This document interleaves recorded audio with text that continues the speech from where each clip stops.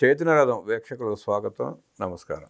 జగన్మోహన్ రెడ్డి ఓడిపోయిన దగ్గర నుంచి రైతు పోర్ అన్నాడు, ఫీజు పోర్ అన్నాడు, వృద్ధ జంబూకాల పోర్ అన్నాడు, రకరకాల పోర్లతో తిరిగాడు. మిర్చి ఆటకి వెళ్ళి మిర్చి బస్తాలు ఎలా మాయం చేశారో చూసాం. పొగాకు రైతులు పలకనింపుకి వెళ్ళి ఎలా పొగాకును నాశనం చేశారో చూసాం. నిన్న నెల్లూరు కాకాని గోవర్ధన్ రెడ్డి ఖైదీ జైల్లో ఉన్నాడు. ఆయన్ని పలకరించడానికి వెళ్ళే కార్యక్రమం పెట్టుకుని పోలీసులు జగన్ రెడ్డి అడిగినట్లు అనుమతులు ఇవ్వలేదన్న బాధతోనో కోపంతోనో ఆ పర్యటన క్యాన్సిల్ చేసుకున్నాడు. ఎందుకు క్యాన్సిల్ చేసుకున్నాడంటే పోలీసులు జైలుకి దగ్గరలో ఉన్న హెలిప్యాడ్ని చూపించారు. ఇక్కడ దిగి ఇక్కడ మీరు పలకరించి వెళ్ళిపోండి అని చెప్పి. నాకు అలా కాదు, 10 కిలోమీటర్ల అవతల ఉన్న హెలిప్యాడే కావాలి. అక్కడైతే నా పేటీఎం బ్యాచ్లు, గంజాయి బ్యాచ్లు, సైకోలు వస్తారు. వాళ్ళందరినీ వేసుకుని అరాచకాలు సృష్టించుకుంటా, దారిలో దొరికిన వస్తువుల్ని దొంగలించుకుంటా వెళ్ళి పలకరిస్తాను, లేదంటే నేను వెళ్ళాలంటూ భీష్మించుకుని ఆ ప్రోగ్రాం క్యాన్సిల్ చేసుకున్నాడు. ఇక తదుపరి కార్యక్రమం ఏంటంటే మనం చూసాం, సత్తెనపల్లి 3 నిండు ప్రాణాలు పొట్టన పెట్టుకున్నాడు. ఇప్పుడు కొత్తగా చంద్రబాబు నాయుడు గారి ప్రభుత్వం మామిడి రైతులను ఆదుకోవాలనే ఉద్దేశంతో కేజీకి 4 రూపాయల మద్దర ప్రభుత్వం ఇచ్చేలా ఒప్పుకుంది. ప్రభుత్వం ఇచ్చే ఏర్పాట్లు చేస్తూ ఉంది. అక్కడ ఏమీ లేని దానికి అక్కడైతే మళ్ళీ జనాన్ని సమీకరించుకోవచ్చు, తన రక్తదాహాన్ని తీర్చుకోవచ్చు అనే ఉద్దేశంతో ఆఖరికి ఏంటంటే జగన్మోహన్ రెడ్డికి ఏ వంక దొరక్క డొంకలు బట్టి తిరుగుతున్నట్టు ఉంది. అదేదో సామెత చెప్పినట్టు. 9వ తారీఖున బంగారుపాళ్యం వెళ్తానని చెప్పి ఆ మామిడి రైతుల్ని ఆదుకుంటానని చెప్పి ఆదుకునేది ఏమీ లేదు. మొన్న ఒక సందర్భంలో తన యాత్రలో ఉన్నప్పుడు ఒక పసిపిల్లకి ఆరోగ్యం బాగాలేదు, గుండె ఆపరేషన్ చేయించాలని ఒక తల్లి కోరితే అట్టనమ్మా ఇప్పుడు మనం లేం కదా, మన ప్రభుత్వం వచ్చినాక చూద్దాంలే అని వెళ్ళిపోయాడు. ప్రభుత్వం వచ్చినాక చూడటం ఏంటి? ఆ పిల్ల ఇబ్బందుల్లో ఉంది, ఆరోగ్యం బాగాలేదు, నీకు చేతనైతే నువ్వు నొక్కేసిన లక్షల కోట్లలోంచి 1 కోటి రూపాయలు ఇస్తే ఆ పిల్ల ఆరోగ్యం బాగుపడుతుంది. అది చెప్పడం లేదు. ప్రభుత్వం వచ్చినా చూస్తా అంట. ఎప్పుడు 30 ఏళ్ళకా 40 ఏళ్ళకా నువ్వు బయటికి జైలు నుంచి మళ్ళీ బయటకు వచ్చినాక అప్పుడు నువ్వు నడుపుతా ఉన్నా నీకు ఓపిక ఉండదు పార్టీని. ఇంకేం చూస్తావు నువ్వు? ఇప్పుడు చూడనాడు అప్పుడు పెడతావు అన్నం. ఈ రోజు ఆకలి అయితే ఇవాళ అన్నం పెట్టకుండా నా ప్రభుత్వం వచ్చినాక పెడతానంటే నవ్వుకోరా జగన్ రెడ్డి. ఈ కార్యక్రమంలో భాగంగానే బంగారుపాళ్యం వెళ్తున్న జగన్ రెడ్డి వ్యవహార శైలిని ప్రజలు ఎలా చూస్తున్నారో వివరించడానికి మనతో పాటు సోషల్ యాక్టివిస్ట్ శ్రీలీల గారు ఉన్నారు. వారిని అడిగి మరిన్ని విశేషాలు తెలుసుకుందాం. జగన్మోహన్ రెడ్డి ఆకృత్యాలు మరికొన్ని తెలుసుకుందాం. నమస్తే మేడం. నమస్తే అండి. జగన్మోహన్ రెడ్డి వంకలేలమ్మ డొంకపడి తిరిగినట్టు ఆ పోరు ఈ పోరు ఆ యాత్ర ఈ యాత్ర అంటే తిరుగుతూ ఉన్నాడు. మళ్ళీ రేపు 9వ తారీఖున బంగారుపాళ్యం మామిడి రైతులకి పలకరింపో ఓదార్పో నిమరడానికో వెళ్తున్నాడు. దాన్ని ఎట్లా చూస్తారు, ఎట్లా విశ్లేషిస్తారు? ఇక్కడ జగన్మోహన్ రెడ్డి అంటే కన్న తల్లికి అన్నం పెట్టనోడు పిన్న తల్లికి బంగారు గాజులు చేయిస్తాడట. ఈ రోజున ఇంట్లో తల్లిని చెల్లిని బయటికి నెట్టేసి బాబాయి కూతురును కూడా బయట పెట్టేసి మరి ఆవిడ పాపం తండ్రి చావు కారకులు ఎవరో మరి వాళ్ళు తెలిసింది నాకు, మరి వాళ్ళ బెయిల్ రద్దు చేయండి అని కోరుకుంటున్నా కూడా ఏ విధంగా ఉందో పరిస్థితి చూసాం. మరి ఈయన పర్యటనలు మరి కూటమి ప్రభుత్వం అధికారంలోకి వచ్చిన దగ్గర నుంచి కూడా జగన్మోహన్ రెడ్డి ఢిల్లీ జంతర్ మంతర్ దగ్గర నుంచి ఈ రోజును చూస్తూ ఉంటే మొన్న సత్తెనపల్లిలో 3 పొట్టన పెట్టుకున్న వరకు కూడా మరి ఎన్ని విధాలుగా ఈయన దుశ్చర్య కొనసాగింది అంటే పలకరింపులు పరామర్శల పేరుతో ఈయన ఏ విధంగా ప్రజల్ని ఇబ్బందులకు గురి చేస్తున్నాడు, ప్రజల్ని మరి ఏ విధంగా పొట్టన పెట్టుకుంటున్నాడు అంటే క్లియర్గా అర్థమవుతుంది. పొగాకు రైతుల పరామర్శ, మరి అక్కడ మహిళల తలలు పగలగొట్టాడు, పోలీసులు పగలగొట్టారు. మరి ఈయన కాన్వాయ్లోనే రాళ్ళు కర్రలు మరి అదేవిధంగా చెప్పులు వీళ్ళు ఏ విధంగా తరలించారు, ఏ విధంగా వాటితోటి వీళ్ళు విజృంభించారనే చూసాం. మరి ఈరోజు చూస్తే మామిడి రైతులు మరి మామిడి పంట ఏ విధంగా అక్కడ చూస్తే నిరసన తెలిపిన మహిళలను తలకాయలు కూడా పగలగొట్టారు, లేడీ కానిస్టేబుల్స్ కూడా కొట్టారు. మరి ఆ విధంగా మనం చూసాం ఆ రోజున విజువల్స్ అన్నీ కూడా ఏ విధంగా వాళ్ళు రాళ్ళు విసిరేయటం, మరి ఆ విధంగా పాపం పోలీసులు తలలు పగలగొట్టారు. మరి ఎన్నో రకాలుగా ఎక్కడికి వెళ్ళినా కూడా వీళ్ళు పోలీసుల్ని ఒక టార్గెట్గా పెట్టుకున్నాడు జగన్మోహన్ రెడ్డి. మరి ఎందుకు పోలీసుల మీద అంత కక్ష సాధింపు చర్యో మరి వాళ్ళు రిటైర్డ్ అయినా కూడా వదిలిపెట్టాడంట అధికారంలోకి వస్తే. మరి వాళ్ళు 7 సముద్రాల అవతల ఉన్నా కూడా లాక్కొచ్చి వాళ్ళ సంగతి తేలుస్తాను అని చెప్పేసి ఎన్నో సందర్భాల్లో చాలాసార్లు ఆయన అదే మాట పదే పోలీసుల సంగతి తేలుస్తాను అంటున్నాడు. మరి ఈ రోజును చూస్తే అదే పోలీసులు అతనికి సెక్యూరిటీ ఇవ్వాల్సిన పరిస్థితి, మరి వాళ్ళు ఇవ్వట్లేదని చెప్పేసి వాళ్ళని మళ్ళీ బ్లేమ్ చేసే పరిస్థితి చూసాం. రాప్తాడులో ఇతను హెలిప్యాడ్ దగ్గర ఏ విధంగా వీళ్ళు సృష్టించిన కొన్ని కార్యక్రమాలు ఉన్నాయి, అవన్నీ కూడా మళ్ళీ పోలీసుల మీద రుద్దే ప్రయత్నం కూటమి ప్రభుత్వం మీద. ఈ రోజున ముఖ్యంగా మనం చెప్పుకునేది మామిడి రైతులు, బంగారుపాళ్యం సంబంధించిన ఆ ఊరికి మామిడి రైతుల పరామర్శ అనే పేరుతో జగన్మోహన్ రెడ్డి ఒక కొత్త ప్రోగ్రాంకి శ్రీకారం చుట్టాడు. మరి నెల్లూరు వెళదాం అనుకుంటే మరి కోటంరెడ్డి శ్రీధర్ రెడ్డి ఎవరైతే ఉన్నారో ఆయన తట్టుకోవటం కష్టం, అక్కడ నా ఆటలు సాగవు, మరి అక్కడ మరి హనుమంతుని ముందు కుప్పిగంతులు అన్నట్లు అయిపోయింది నా పరిస్థితి. కాబట్టి ఖచ్చితంగా నేను అక్కడ ఇట్లాంటి జన సమీకరణలు చేసి ఇట్లాంటి విధ్వంసాన్ని నేను సృష్టించలేను, నా కళ్ళు చల్లబడవు అక్కడికి వెళ్తే అనేది ఈ రోజున కడుపు మంట చల్లారదు అనేది జగన్మోహన్ రెడ్డి క్లియర్గా అర్థమైపోయి మరి ఆ కార్యక్రమాన్ని విరమించుకొని మరి పోలీసులు కొన్ని సలహాలు సూచనలు ఇచ్చి ఇదిగో ఈ ప్రకారం మీరు వెళ్ళేసి కేవలం కాకాని గోవర్ధన్ రెడ్డిని కలిసి రావటమే అన్నది జగన్మోహన్ రెడ్డికి నచ్చల. ఎందుకంటే అతనికి కావాల్సింది ఏంటి, జనాలు కావాలి, జనాల కార్ల కింద తొక్కించడం కావాలి, వాళ్ళ ప్రాణాలు తీయటం కావాలి, దాన్ని కూటమి ప్రభుత్వం మీద రుద్దే ప్రయత్నం చేయాలి. ఇవన్నీ కుదరవని చెప్పేసి మళ్ళీ ఇంకొక కొత్త నాటకం, ఈ జగన్ నాటకం ఏ విధంగా ఆడబోతున్నాడు. మరి చూస్తే నీకు రైతుల మీద ప్రేమ ఉంది, ప్రజల మీద ఇంకా ఎక్కువ ప్రేమ ఉందంటే మరి వేల కోట్ల రూపాయలు దాచుకున్నారు. వాటిలోంచి తీసివ్వండి. ఈ రోజున తల్లి మీద చెల్లి మీద కూడా కేసులు వేసావు కదా ఆస్తుల కోసం.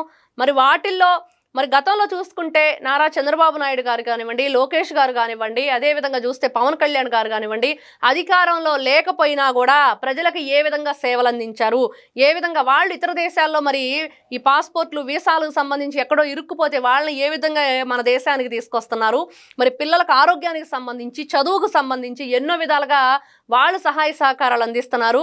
మరి చూసుకుంటే ఏ ముఖ్యమంత్రి భార్య చేయలేని పని నారా భువనేశ్వరి గారు చేస్తున్నారు. ఈ రోజున ఒక తండ్రి ఆశయాన్ని, ఒక తల్లి కోరికని ఏ విధంగా వాళ్ళు నెరవేరుస్తున్నారని చెప్పేసి మనం ఎన్నో చూస్తున్నాం ఈరోజు.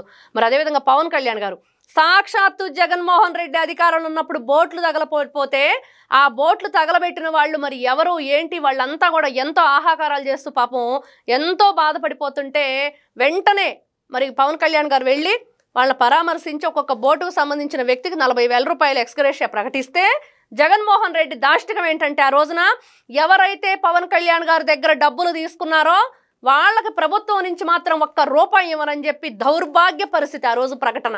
ఎంత నీచం, ఎంత నికృష్టం. మరి ఈ రోజున చూస్తే మరి తర్వాత రైతులకు సంబంధించిన విషయంలో కూడా పవన్ కళ్యాణ్ గారు ఆ విధంగానే హెల్ప్ చేశారు. మరి ఈ రోజున మీకేంటి బాధ, మీ ప్రేమ, మీ అభిమానం, మీరు ప్రజల మీద చూపించి ఈ వల్లమాలిన ప్రేమ ఏదైతే ఉందో దాన్ని మరి ఈ విధంగా మీరు ఏ విధంగా చూపిస్తారంటే మనం చూస్తూ ఉన్నాం. ప్రతిరోజు ఏదో కార్యక్రమం పెట్టుకోవటం, ప్రజల్ని ఇబ్బంది పెట్టడం. అలా కాదు, నిజమైన ప్రేమ ఎలా ఉండిద్దంటే జగన్మోహన్ రెడ్డి గారు తెలుసుకోవాలి. మరి మీరు నిజంగా ప్రేమిస్తున్నారు ప్రజల్ని, నిజంగా మీరు వాళ్ళకి నాయకుడిగా ఉండాలనుకుంటున్నారా, నిజంగా రైతులను ఆదుకోవాలనుకుంటున్నారా, అయితే తీయండి డబ్బులు. మీరు కొట్టేసినవి, మీరు ఏ విధంగా దాచుకున్నవి అవన్నీ బయటకు తీస్తే ఈ రోజున ప్రజలందరూ కూడా గట్టెక్కుతారు. వాళ్ళు ఇబ్బందుల్లో ఉన్నారు, నిజంగా మీరు పరామర్శకు వెళ్తే కనుక ఖచ్చితంగా ఇదిగో నేను ఇంత ఇస్తాను మీకు, ఇదిగో ప్రభుత్వ సహాయం ఎంత చేసిద్దో అడగండి అని చెప్పండి ధైర్యంగా. ఈ రోజున ప్రతి ఒక్కరూ ముందుకు వస్తారు, మిమ్మల్ని శభాష్ జగన్మోహన్ రెడ్డి అంటారు. అలా కాకుండా మీరు చేసే కార్యక్రమాల్లో ప్రతి చోట ఎక్కడికైనా వెళ్ళండి, ఎక్కడో చోట మీరు చేసేది ఒకటే, వాళ్ళకి సహాయ సహకారాలు దేవుడికి ఎరుక, విధ్వంసాన్ని అయితే సృష్టించి వస్తున్నారు. వాళ్ళని ఏ విధంగా పొట్టన పెట్టుకుంటున్నారో చూస్తూ వస్తున్నాం. ఇవన్నీ ఇన్ని విధాలుగా మీరు చేస్తున్న ఈ ఒంటెద్దు పోకళ్ళలాగా ఉంది తప్పించి ఎక్కడా కూడా ప్రజల్ని మీరు ఏదో హక్కును చేర్చుకుంటున్నాను, ఆదరిస్తున్నాను అనే మాటలు ఏమాత్రం మీకు వర్తించమనేది మాత్రం క్లియర్గా అర్థమవుతుంది.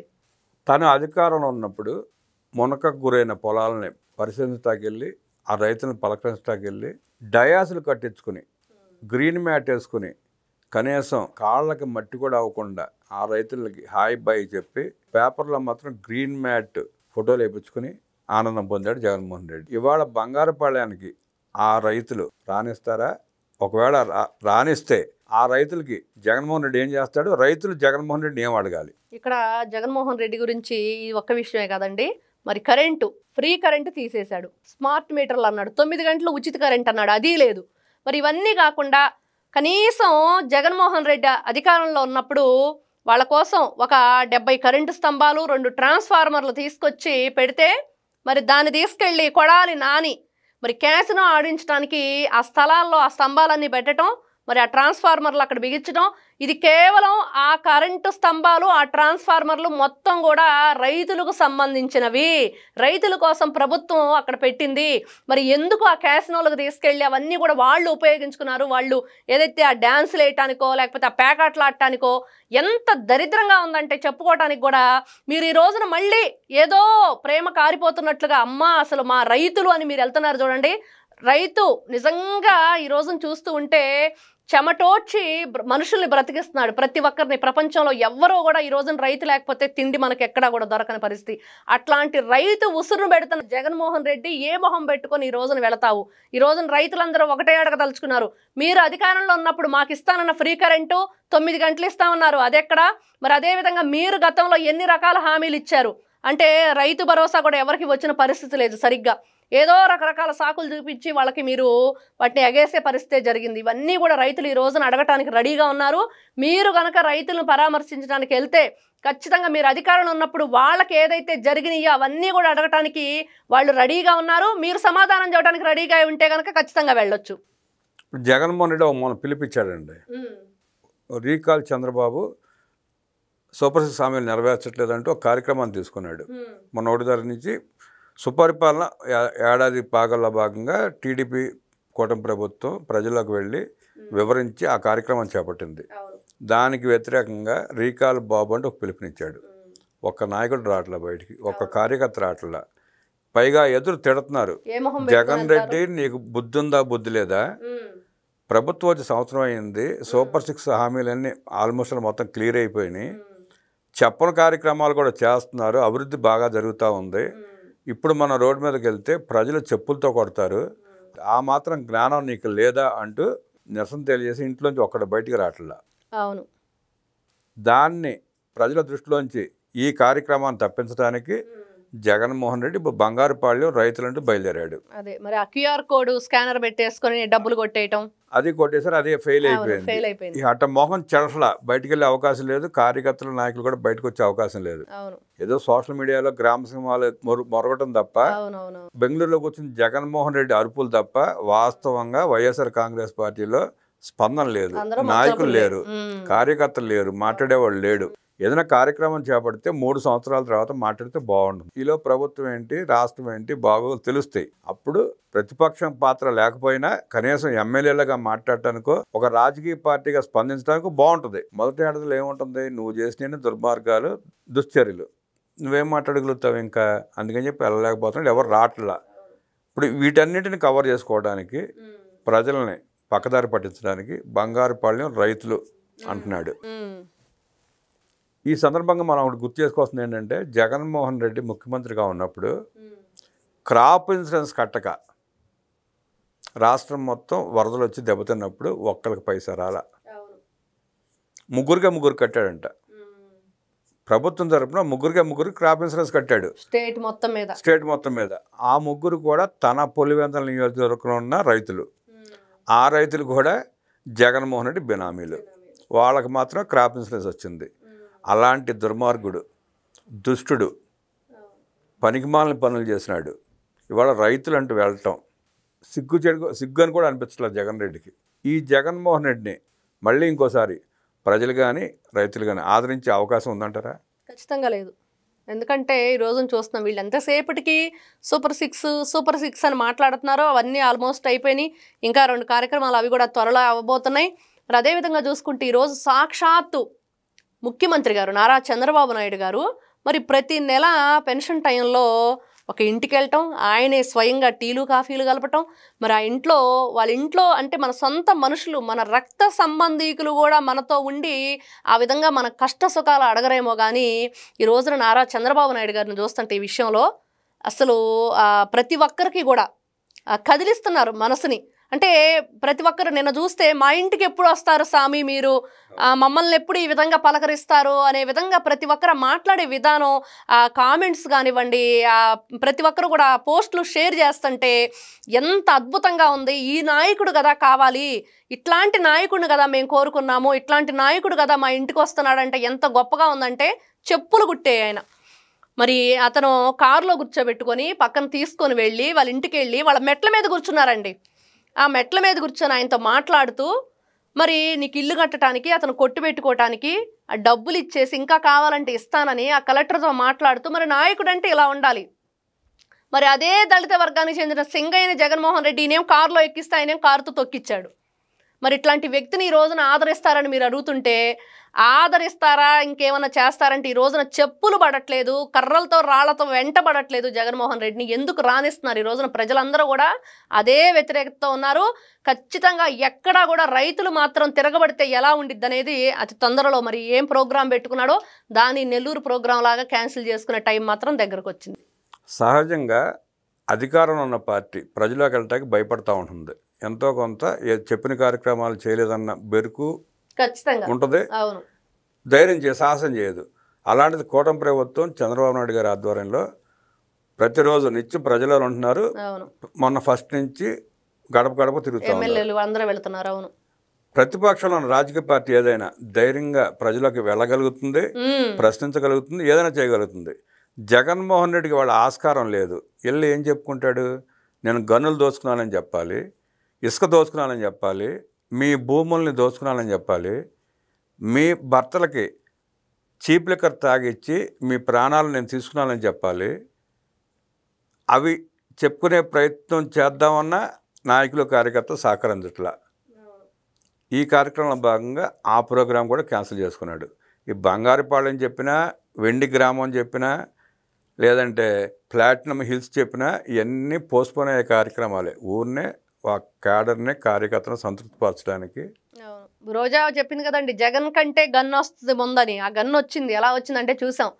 హనుమంతప్ప ఆయన అతనికి రెడ్డి అని అతనికి వీళ్ళు గన్ను ఇచ్చి, లైసెన్స్ ఇచ్చి, 2 గన్మెన్లు ఇచ్చి ఏ విధంగా జగన్ కంటే ముందు గన్ను వెళ్ళిందో కూడా చూపించిన వీళ్ళు ఈ రోజున ఏ మొహం పెట్టుకొని ప్రజల్లోకి వస్తారని ప్రజలందరూ కూడా వీళ్ళ చరిత్ర తెలిసిపోయింది. వీళ్ళని ఇంకా చరిత్రలో లేకుండా చేసే ప్రయత్నంలోనే ఈ రోజున ప్రజలు ఉన్నారు. రోజారెడ్డి జగన్ కంటే ముందు గన్ను వస్తుందా? జగన్మోహన్ రెడ్డి ఏమంటున్నాడు?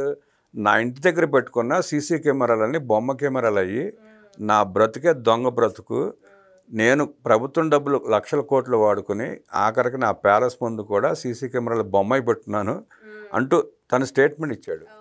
జగన్ రెడ్డి గురించి, రోజారెడ్డి గురించి మనం ఎక్కువ చర్చించుకోవడం కూడా అనవసరం, మన టైం వేస్ట్. ప్రజలు కూడా అలాగే భావిస్తే రాష్ట్రం సుభిక్షంగా హాయిగా ఉంటుంది. అనేక విషయాలు మనతో పంచుకున్న శ్రీలీల గారికి ధన్యవాదాలు తెలియజేస్తూ నమస్కారం.